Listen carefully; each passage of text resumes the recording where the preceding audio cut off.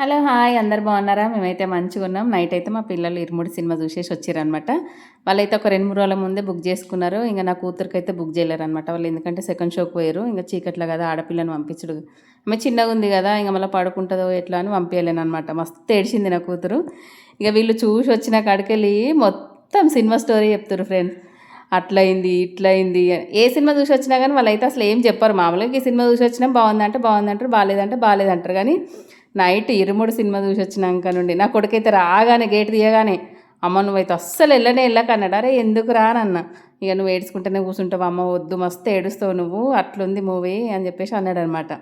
వాడు అట్లా అన్న కొద్దీ వీళ్ళు చెప్పిన కొద్దీ నాకైతే ఎప్పుడెప్పుడు చూడాలని ఉంది మూవీ. ఇంకా చూడాలి మరి సండే అన్న ఎట్లా అన్న.